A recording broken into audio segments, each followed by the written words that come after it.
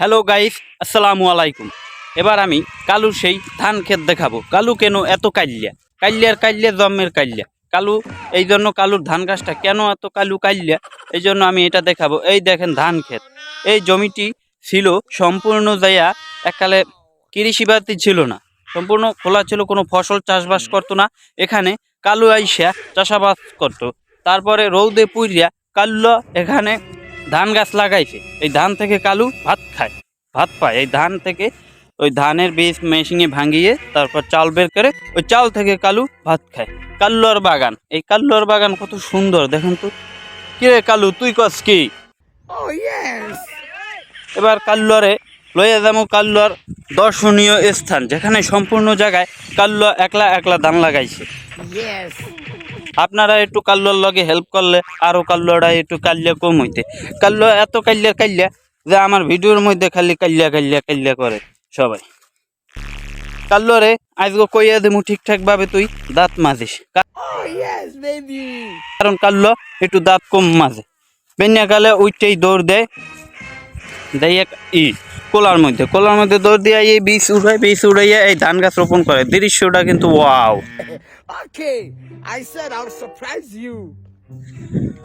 দৃশ্যটা অনেক সুন্দর। তারপরও আপনাদের একটু রোদের মধ্যে কাল্লুর বাগান দেখাইতে আইছি।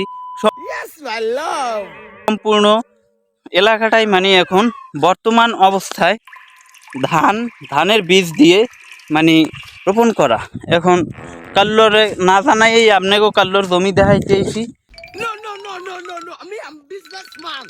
একটুখানি দেখেন কাল্লু কত সুন্দর আপনাদের জন্য এই ধান বাগান করছে। এখান থেকেই কিন্তু গরু ছাগল এগুলো খাদ্য আহরণ করে থাকে। এখান থেকে যে খড়কুটোটা বের হবে ওটা কিন্তু গরু ছাগলের বিশেষ প্রয়োজনীয় একটা জিনিস, যেটা বিশেষ করে বর্ষাকালে ওদের এই খাবারের চাহিদাটা পূরণ করে সঠিক নিয়মে। এখন কাল্লুর এই বাগান, কালুকে না দেখাই চলে আসছি। দেখেন কালু এবার রাগ করবে।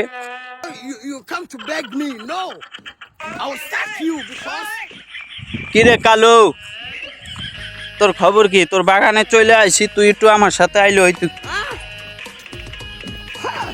দর্শক বিন্দুরা, এখন খুবই সুন্দর একটি বাগান, এরকম দৃশ্য একটু গ্রামেই পাওয়া যায়।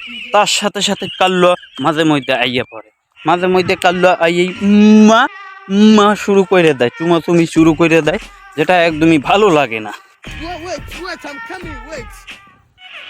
কাল্লু যে এত পরিমাণ কাল্যা, আর পিছনে আমার ডেলি 3-4 সাবান যায়, তবু আমি কিছু বলি না। এখন হইলো যাইয়া এককালে ভুল জায়গায় আইয়া পড়ছি, যেটা বলার মতনই না। এখানে প্যাক, এখান দিয়ে যাওয়া সম্ভবই না। তবুও আমি কাল্লুর বাগান দেখাইতে আইয়া পড়ছি কোলার মধ্যে আসার একটি কারণ কাল্লুর বাগান দেখাইতে। তার মানে এখানে আসছি ভিডিও শ্যুট নতে। তার মধ্যে আইয়া দেখি কাল্লু সব কিছু অ্যারেঞ্জমেন্ট করে ফেলাইছে, একলা রৌদে পুড়িয়ে ধানগুলো লাগাইছে। তার কারণে কালু এত কাল্যা। কালুরে আপনারা হালকা ভাবে চলবে না।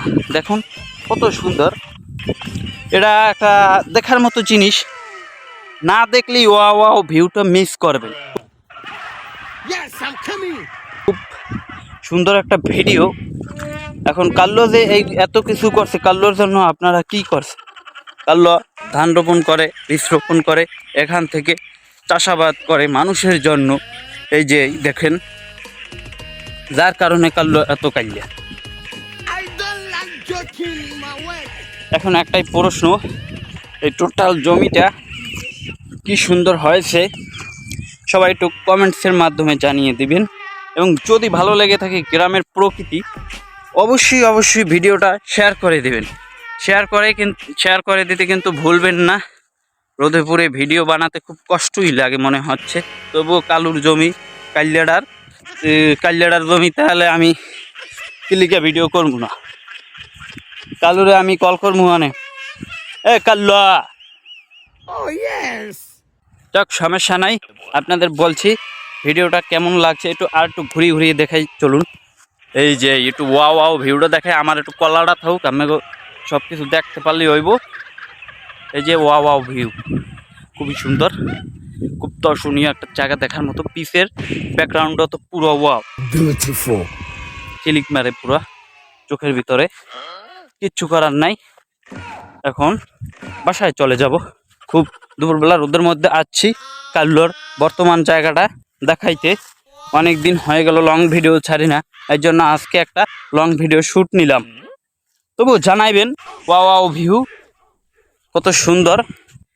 ইস, সব জায়গায় কাল্লু ধান গাছ লাগাই তুইছে, হাঁটার কোনো জায়গায় রাখে নাই। কাল্লুরে আমি ফোন করবো, মানে কাল্লুর নতুন ভিডিও দেখতে যদি ভালো লাগে অবশ্যই লাইক কমেন্ট শেয়ার করে দিতে ভুলবেন না। আল্লাহ হাফেজ, আসসালামু আলাইকুম।